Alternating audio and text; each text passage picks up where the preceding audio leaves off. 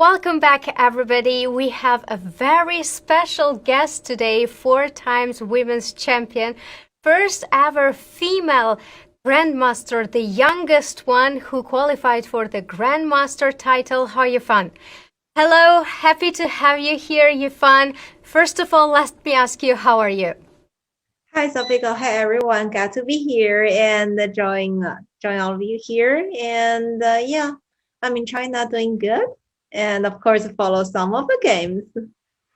Oh, that's very nice. How is everything in China? You're in Beijing at the moment.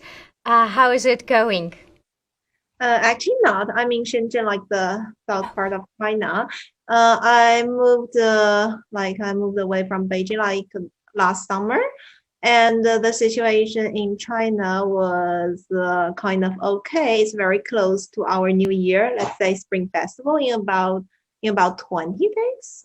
Yeah, kind of less than 20 days, half months. In So February, right? yeah, people are kind of wrapping up for the last year and expecting for the new year. But of course, there's still some practical situations that the country are dealing with. Yeah, but in general, it's kind of the normal life here. Very happy to hear that. I know that how was the year? It was very difficult year, the pandemic, everything. And last year you got back to online chess and over-the-board chess. Could you please tell us a bit about your plans, your career? How was it so far? Yeah, I mean the last year is quite tough, like globally, and also for not for me personally, but of course there are a lot of unexpected things happened, as you mentioned. The first is this pandemic. Not only let's say the world, the economics, the people's life are completely affected, but also let's say a personal career plan could be quite influenced by this expectation. And for me also last year, I felt like the whole year passed, let's say, just super fast. Uh, I still like 1 year ago, exactly around this time, still like yesterday. I mean, at the moment, I was traveling in Europe the first few months, and then after commentating on the candidates, I went back to China, and then a few months later, I went to Shenzhen University for a new job. It's also the reason why I'm in Shenzhen at the moment, although it's already starting our winter break, actually only starting from yesterday. And then also I got the chance to play some online tournaments also due to this very specific, I mean, moments that most of the games are happening online. Apart from that, I'm actually very happy to see that finally we got some huge events that was held, let's say, in person, offline. That was very exciting, and I'm very happy to see, though I cannot be there. Yeah. And actually, apart from these offline tournaments, starting from beginning of December, there were a couple of offline tournaments that was held in China as well that Right. I was participating in. You mentioned that you're in Shenzhen right now for a new job. Could you tell us more about it? Is it a full-time job? Because I know that you're the youngest ever professor at Shenzhen University. Is that correct?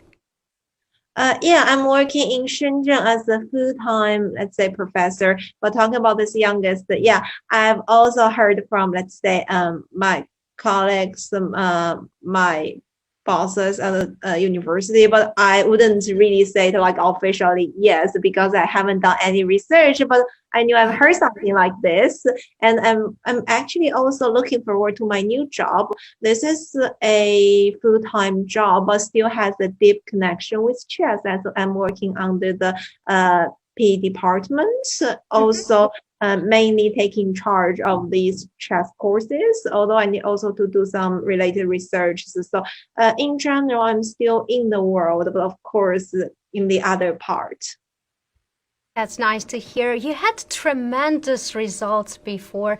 Bill 2017 is one of the tournaments that come to mind and the tournaments that you were playing. But then you decided to take a break from chess and go to Oxford to do your mastery.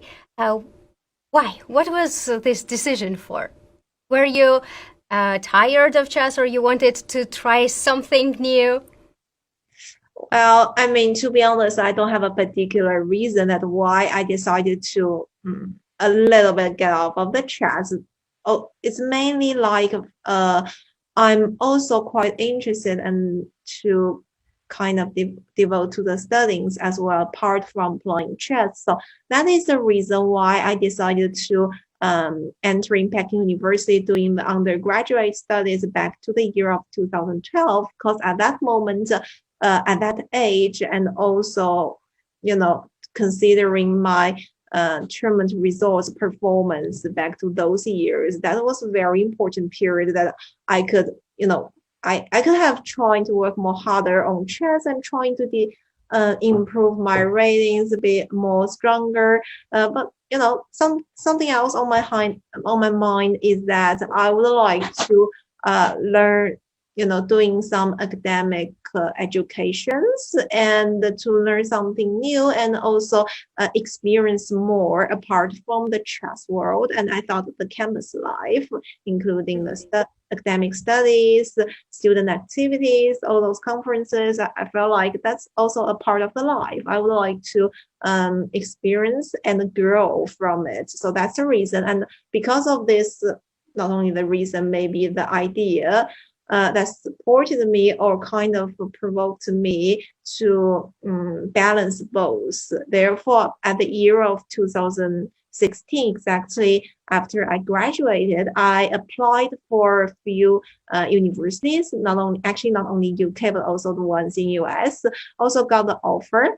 And due to some reasons, and I deferred a year, and by a very coincident chance, I got to know the Raw Scholarship, and also thanks to my friends' encouragement, I decided to apply, and luckily I got elected. And I thought this is a great opportunity. Therefore, I decided that I should really take this chance to be a student at Oxford and also be at the Rhodes community. Therefore, due to this how to say, the situations that I have to spend less time on chess, but not because I get tired of chess or I don't want to be that professional anymore. I don't want to compete. No, actually, I really love the chess world and actually also miss the chess world. I would like to come back, but just, that's life. We have to have the, trade-offs. You can get something, but you also need to, how to say, that give up something. And I'm happy for my personal decisions, and I thought that's life. We cannot regret or wanted to avoid or escape something, but just try to enjoy it. That's indeed very impressive. We've seen you back on online events last year, as I've mentioned. What are your plans? Do you plan to return to over-the-board chess when the pandemic is over? Mm, actually, to me, the most important thing that I hope one day, maybe in the near future, the pandemic would be over very soon. That's the most important thing. If that happens, I mean, I would be happy either I come back to chess world or not, because that's not the most important thing. I really hope that this would happen soon, that there will be more offline tournaments held and there would be spectators, not like this that we're seeing the playing venue, only the players and arbiters, even some are playing with masks. It's really under a lot more pressure, apart being a chess professional players like before. And back to your question, I mean, definitely I would love to, but still needs to see with my job and with my life plan, not only the career, but also thinking in total. But I would say if there's chance, if I thought there's a appropriate moment, and I wouldn't really against it, I would definitely take it seriously to consider the possibility. Nice. Before I ask you about the Tata Steel Tournament, I would love to know your opinion about the Netflix series, The Queen's Gambit. Have you seen it? And what's your Yeah, opinion about it? totally. I believe most of the chess players have watched it, right?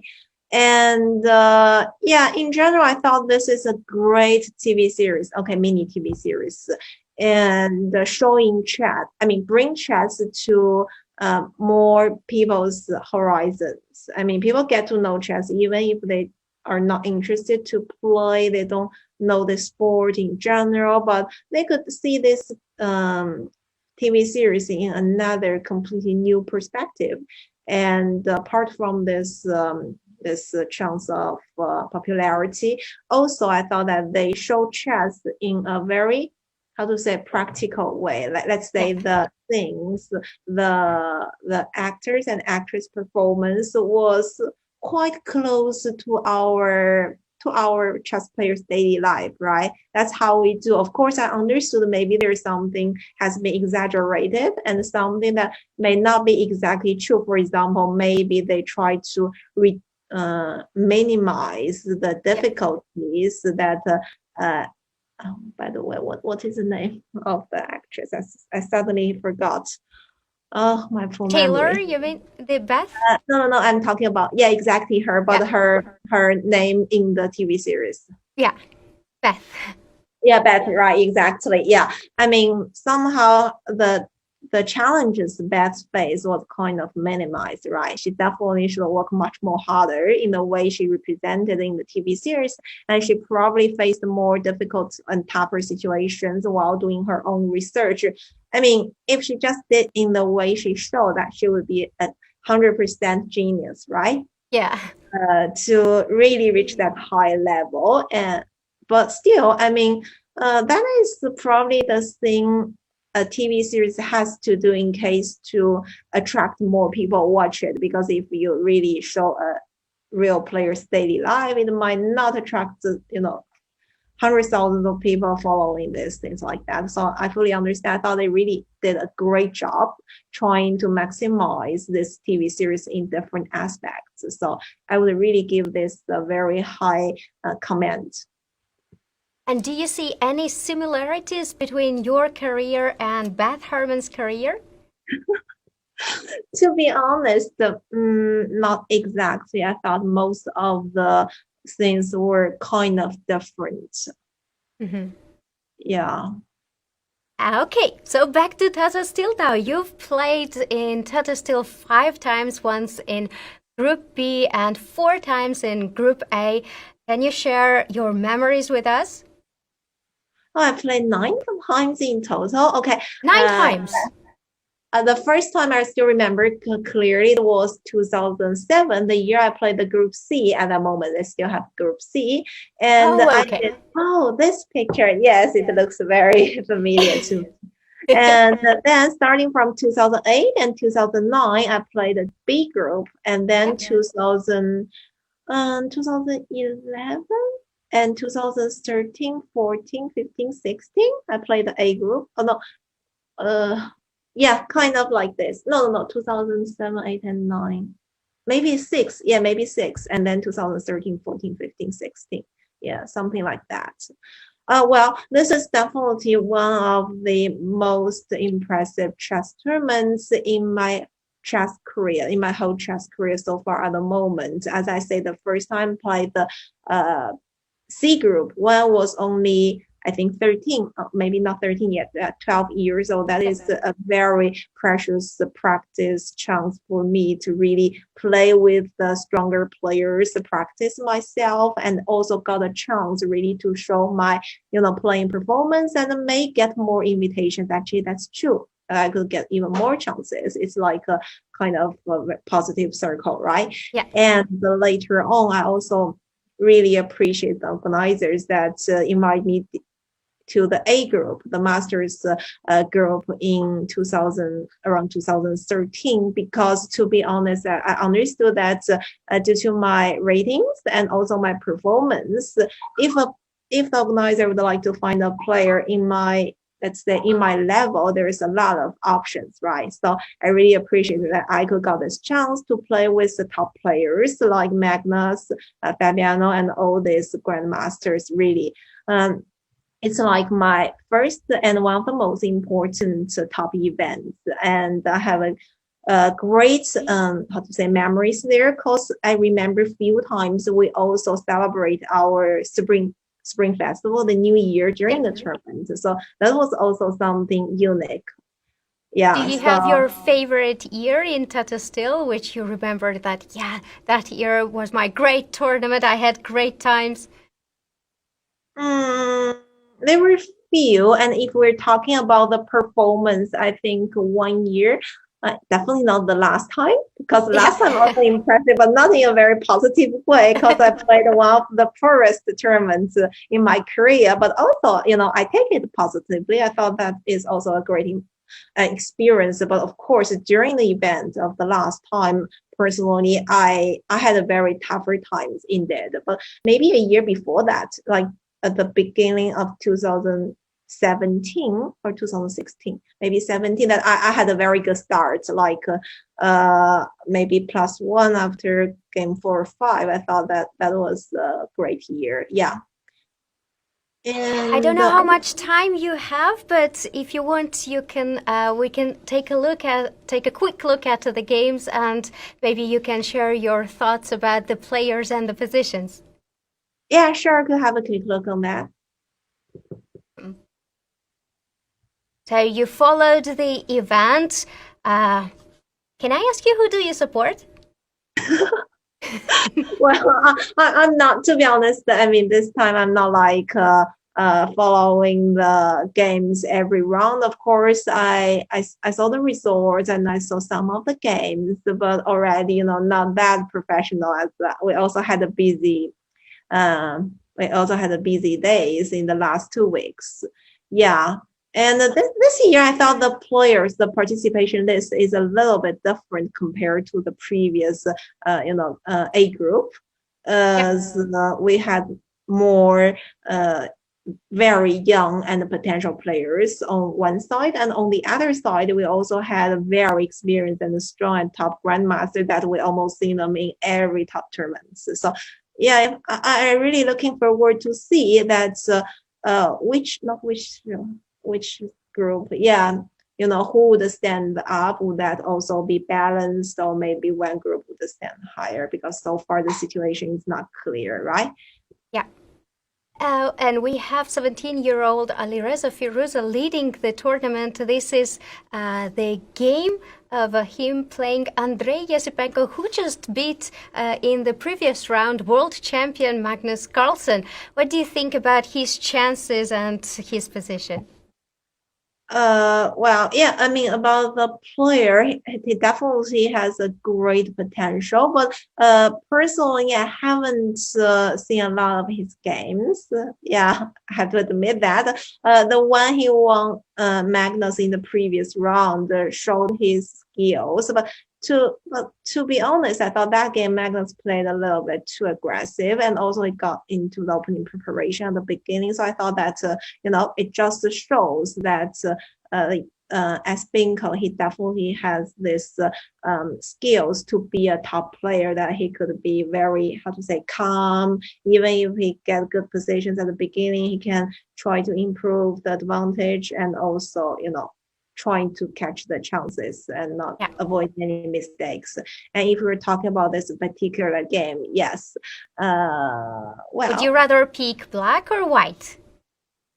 That's a good question. I thought black is fine. I mean, I would be happy to play with black, because if we look at the position, white got this bishop on h4, which could be a little bit out of the game. And in general, this position, I think the problem for black probably would be the c8 bishop, right?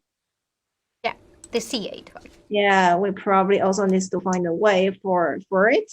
And also not so clear what would be the white plan to develop. Sometimes we could think about the e4 breakthrough, but of course it's not here, because then knight would have a strong square on f4. But apart from e4, it's hard to imagine any attacks on the king side, either for the queen side. I mean, he probably could just play rook c1, but it's I mean, at the first sight, it's hard to really suggest any good plan for white to get the advantage in long term.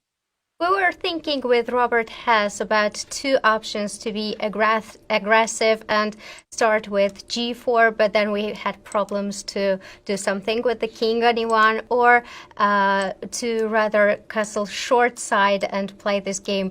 Do you think any of these plans will happen in the game?